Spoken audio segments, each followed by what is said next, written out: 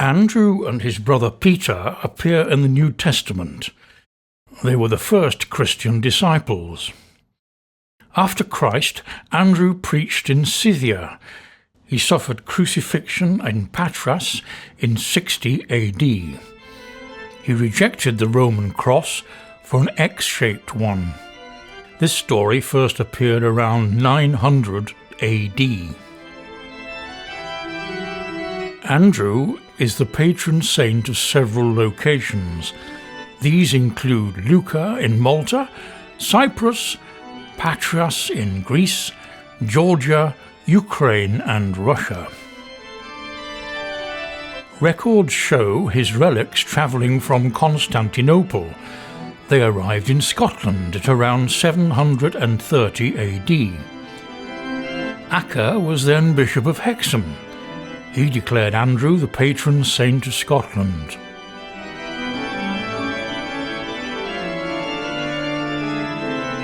In Newcastle, historians have studied the building.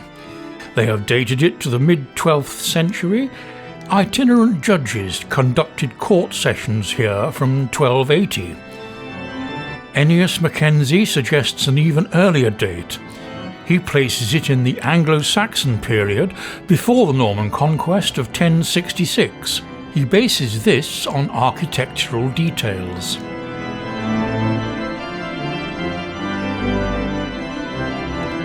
These massive buttresses support the 13th century belfry atop the tower.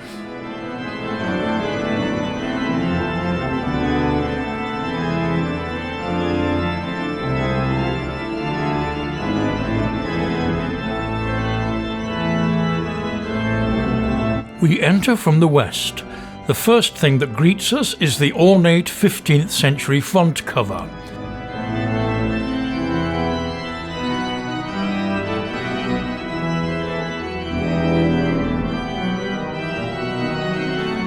These large stones are cannonballs from the Scottish invasion of 1644. The steps to the tower and bells lie behind this stout wooden door. These arches separate the aisles from the nave. On the north side, builders made 2 arches from an older single one. 15th century builders raised the church's height. We can see the original roof supports, as well as the line of the old clerestory windows. Approaching the chancel, we see the most splendid 12th century arch. Note how the builders lifted the original Norman structure. They extended the whole church upwards.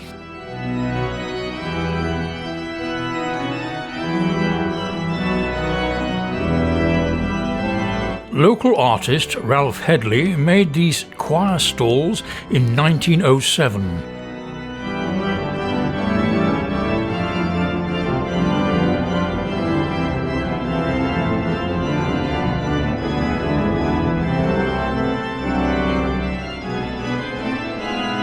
See the intricate carving on the Austrian oak pulpit.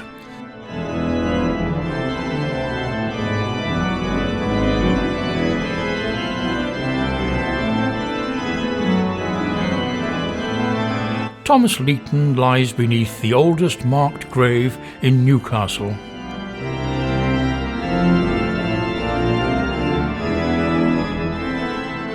The Trinity Chapel dates from 1385. It sits to the north of the chancel and exudes peace.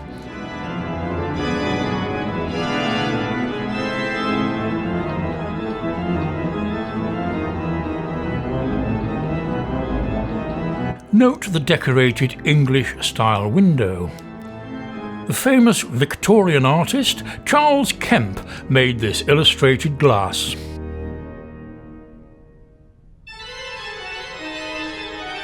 The Lady Chapel is in the southern transept. John Dobson built it in 1844.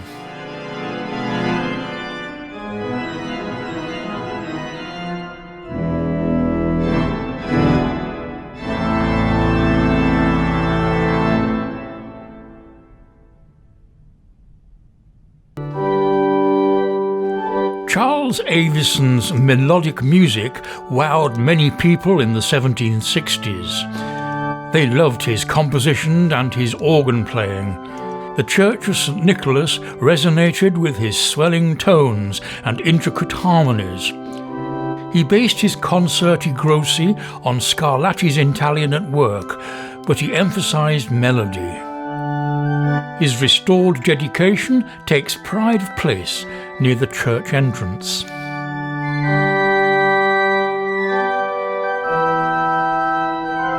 Luke Clennell painted and engraved in the northeast. He took lessons from Thomas Bewick, helping that great man produce his books on birds. He tried his hand at high society portraits, but suffered bouts of manic depression. He died in a Newcastle asylum. He had cognitive decay until his death in 1840 at the age of 58. William Newton designed many northern stately homes in the Palladian style. He lived at 1 Charlotte Square until his death in 1798. He was 68.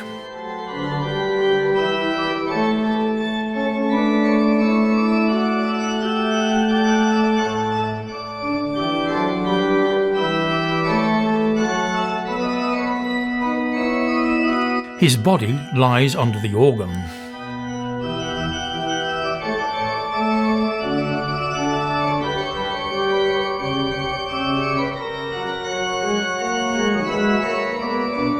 The Great Scottish Witch Hunt spilled over into Newcastle in 1650. The Puritan town bigwigs called down the witch-finder general. They encouraged citizens to denounce their neighbours. 30 people stood trial. Authorities convicted 27, with 15 receiving the death penalty.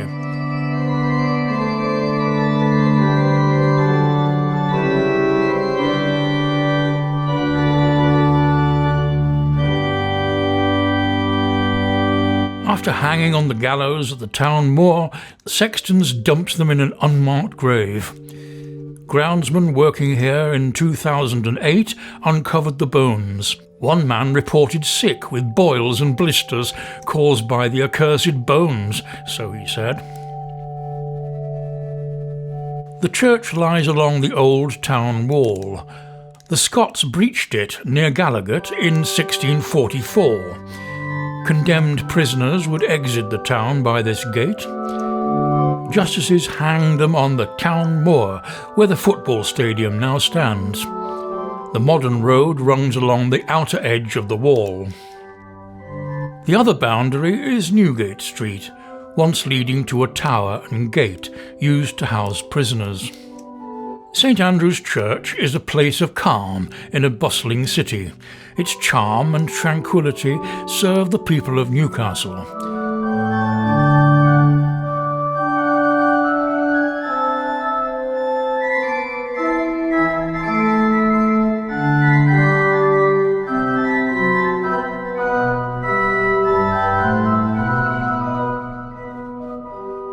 It not only provides a place of worship, but also a venue for musical recitals.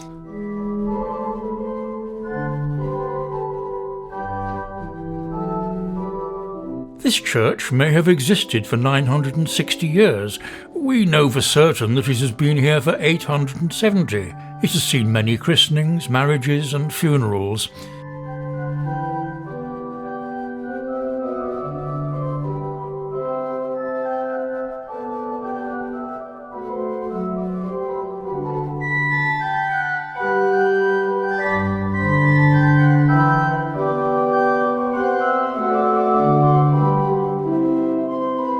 All the affairs of men are transitory and finite. Will St Andrews remain for another 800 years? You and I will never know.